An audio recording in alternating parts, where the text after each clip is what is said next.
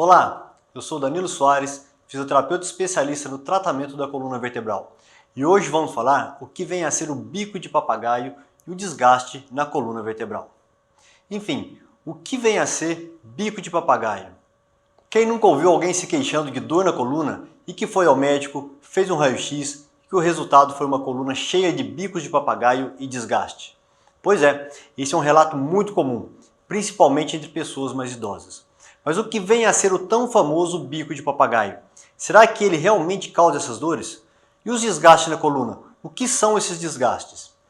O bico de papagaio é tecnicamente chamado de osteófitos. O osteófito é a calcificação de algumas estruturas da coluna ou o crescimento irregular de osso em nossas vértebras decorrente do envelhecimento natural do corpo. Está presente principalmente em pessoas que fizeram muito esforço ao longo da vida e que nunca se preocuparam em praticar uma atividade física. O osteófito é chamado de bico de papagaio, pois quando visto através de um raio-x se assemelha a um bico. Daí o nome bico de papagaio, como vocês podem observar na imagem ao lado. Mas o que causa essa calcificação ou essa proliferação de osso? Ao longo do tempo, nossa coluna é submetida a impactos e tensões devido às atividades que executamos em nosso dia a dia. O desenvolvimento do bico de papagaio será proporcional à intensidade dos impactos e forças exercidas na coluna. O corpo é programado para suportar uma determinada carga.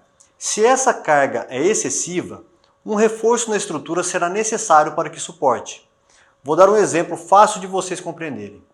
Se temos uma casa projetada para ter apenas um piso e queremos construir o segundo piso, o que temos que fazer primeiro? Reforçar o alicerce.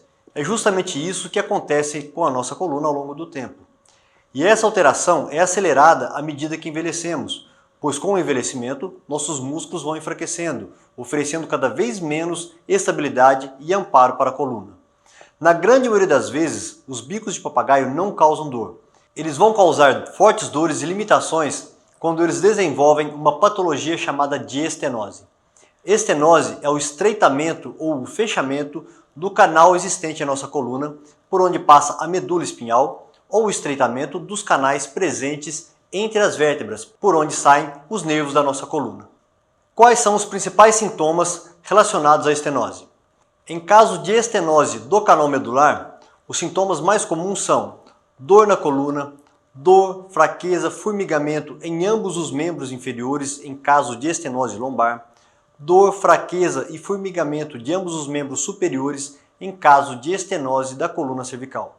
Em casos extremos, essa estenose pode levar à paralisia.